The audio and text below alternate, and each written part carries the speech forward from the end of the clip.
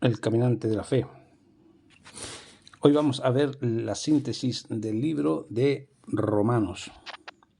Dice así: es la carta más extensa e influyente escrita por Pablo en Corintios aproximadamente el año 58 después de Cristo.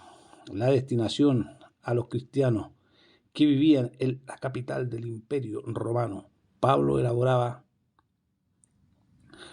elabora este tratado teológico y presenta su postura doctrinal. Romano es uno de los libros más cruciales de la Biblia. Su tema principal es la justificación por la fe. La justificación por la fe es el centro de este libro de Romanos. Algunos creían que los judíos tenían preeminencia con respecto a los gentiles. Pablo señala que Dios es justo.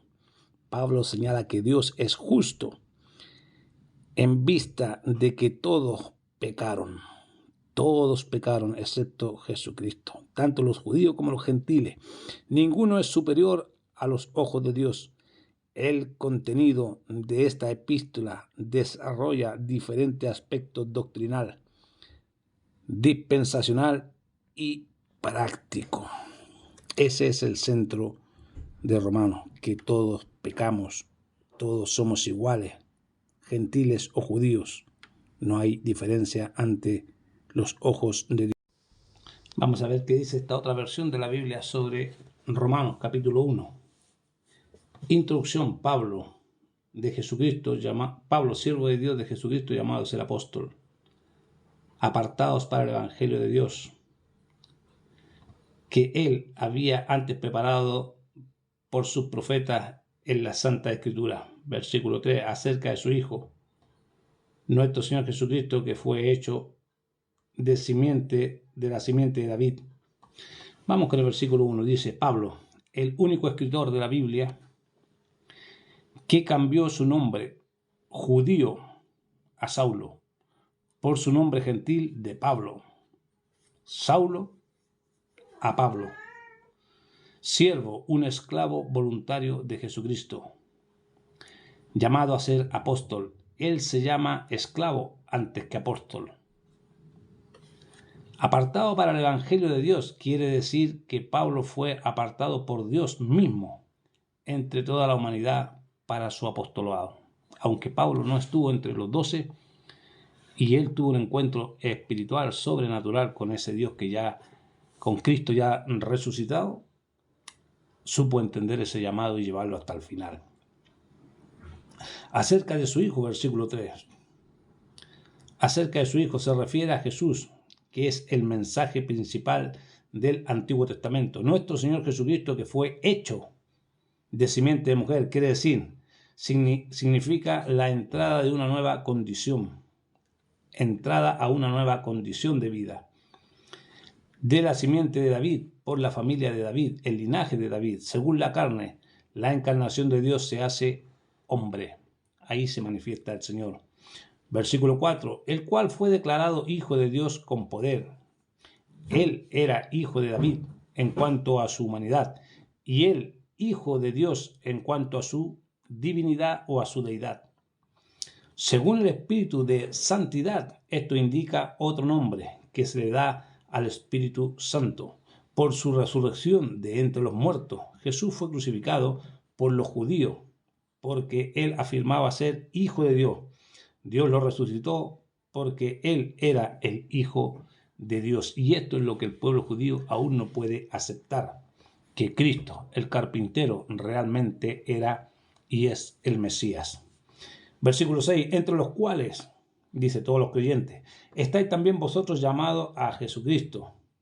Todas las personas que es salva ha sido llamada desde el Señor de algo a algo, es decir, fuiste algo y estás llamado a ser algo en el reino de Dios aquí en la tierra. Todos los que estáis en Roma, amados de Dios, llamados a ser santos, es decir, hacer es activar, fue incorrectamente sustituido por el traductor. Todas las personas que salva es un santo y establecido así por Jesucristo y lo que él hizo en la cruz les da ese rango de santidad. La gracia que viene por medio de la cruz y la paz que resucita la paz que resulta de la obra del Espíritu Santo en santificación. Tengáis de Dios nuestro Padre y Señor Jesucristo. Esto representa a la Trinidad con el Espíritu Santo que inspira estas palabras para que sean escritas. Dios nuestro Padre y del Señor Jesucristo, para que tengáis paz. Es interesante el libro de los Romanos, cómo presenta al Señor Jesucristo y cómo el apóstol Pablo marca esa diferencia entre un llamado para todo el mundo accesible. Las puertas están abiertas para aquel que quiere realmente cambiar su estilo de vida y seguir el testimonio de vida de Jesucristo, porque no es una religión, es un estilo de vida, no es una teología, porque nadie puede estudiar a Dios porque Dios es invisible. Dios es espíritu y nadie puede estudiar la mente de Dios, así que la teología está limitada. No existe un teólogo que pueda descubrir los pensamientos de Dios. Dios descubre la mente y el corazón del hombre, pero el hombre está limitado. Tenemos una limitación y la soberanía le corresponde y es simplemente de Dios, de nadie más. Así que agarrémonos a esa promesa de que tenemos un evangelio para toda cultura, para toda nación, para toda raza.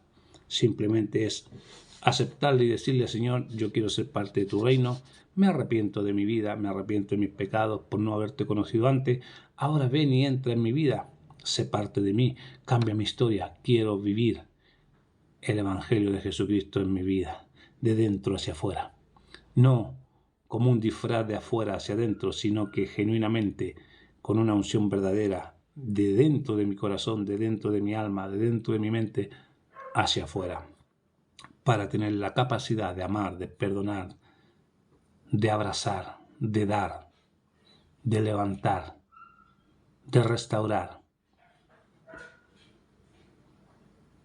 para poder llevar en mi vida los frutos del Espíritu que marcan la diferencia entre un convencido y un convertido, entre un llamado y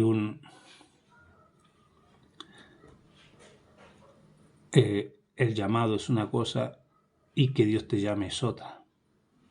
Cuando Dios te llama te dice: ven, sígueme, y no hay más oportunidad. Pero cuando tú sabes que hay un llamado lo puedes abortar. Cuando Dios te llama no hay oportunidad. Es simplemente obedecer y ahí está la ganancia. Dios te bendiga, Dios te guarde, que tengas feliz fin de semana, el caminante de la fe.